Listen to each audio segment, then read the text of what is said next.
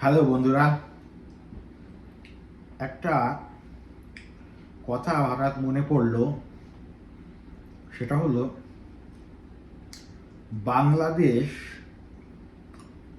দল পাকিস্তানে খেলতে গিয়েছে, বাংলাদেশ ক্রিকেট দল। এবং তারা কিন্তু গত 12 থেকে 13 বছরে পাকিস্তানে কখনো খেলতে যায়নি। কারণ পাকিস্তানের খেলতে যাওয়ার উপরে বোধহয় একটা ব্যানও ছিল। তো এই কারণে তারা পাকিস্তানে যায়নি।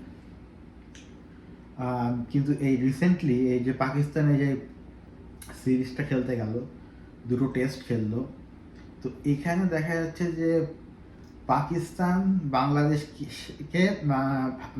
সাথে হেরে যাচ্ছে।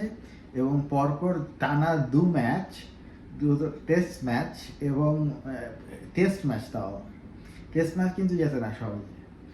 ওই যে লিটন দাস না কি আছে, পাঁচে ঠুস ঠাস, ও হচ্ছে কি সেঞ্চুরি করছে। আরে ভাই, ও কি করে সেঞ্চুরি করে?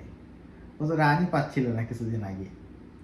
তো এটা হচ্ছে একটা জিনিস যেটা আমি চিন্তা করছি, আজকে থেকে যে ডটগুলো মেলানোর চেষ্টা করছি।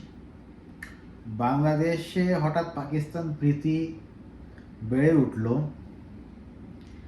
বাংলাদেশে পাকিস্তানপন্থী রাজনৈতিক দল যার হেডকোয়ার্টার পাকিস্তানে, তারা পপুলারিটি গেইন করতে লাগলো এবং পাকিস্তান বাংলাদেশকেও হারিয়ে দিল।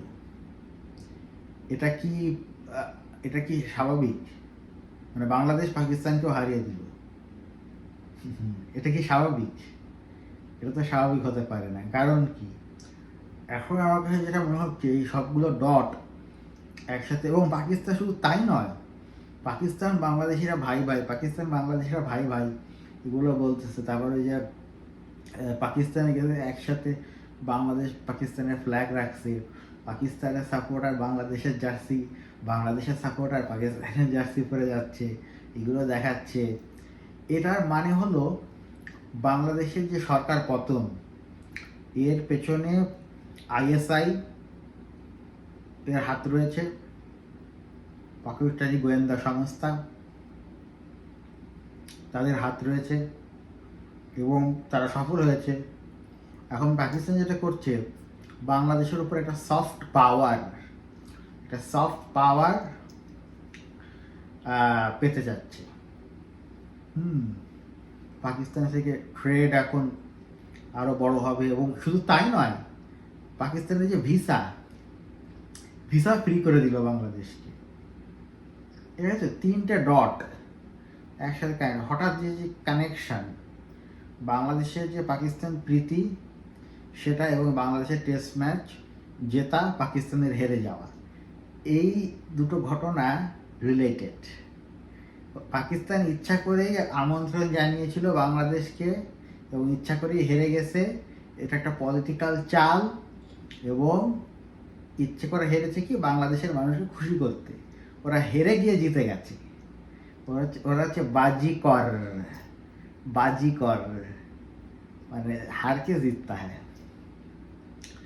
তারপর হচ্ছে হ্যাঁ, আচ্ছা বন্ধুরা, এই একটা গান বের হয়েছে না, আজকে রাত নেশা হুসনে কা নুনু সে লিজিয়ে, এই একটা গান আছে তো। হ্যাঁ, এই গানটা আজকে রাত নুনু সে লিজিয়ে। কলকাতার বন্ধুরা, এই কলকাতার বন্ধুরা, তোমরা তো বাড়া বলো কেন?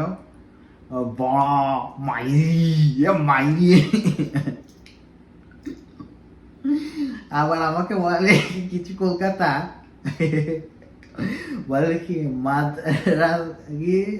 মাদ্রাসার ছাপ। আরে ভাই, ছাপ মানে কি? ছাপ মানে তো সিল মারা। বলে কি আমি নাকি মাদ্রাসার ছাপ। এই কিছু ভারতীয় কলিকাতা হারবালের লোকজন এই আমাকে এইসব বলে। তো যাই হোক বন্ধুরা, এই যে আচ্ছা, মেইন যে বিষয়টা একটু মজা দেওয়ার জন্য বলি তোমাদের, যেটা হয়েছে যে এই যে বাংলাদেশের যে টেস্ট জিতে যাওয়া, এবং শুধু জেতাই নয়, পুরা হোয়াইট ওয়াশ করে দিল পাকিস্তানকে, এবং এই রাজনৈতিক যে কার্যকলাপ এই এক সুতোয় বাঁধা। ঠিক আছে দাদারা, একটু চিন্তা করে দেখো তো আমি কি ঠিক বলেছি কি না, কলকাতার দাদারা। ওকে বন্ধুরা, কলকাতার বন্ধুদের অনুরোধ, লিখে দেখাও কমেন্টে আমি কি ঠিক বলেছি নাকি। তোমরা হচ্ছে বিচারক, তোমরা হচ্ছে নিরপেক্ষ বিচারক, কলকাতা হারবাল। আচ্ছা যাই হোক বন্ধুরা, এবার আজ এ পর্যন্তই। দেখা হবে আবার খুবই শীঘ্রই আরেকটি ভিডিওতে। Bye bye.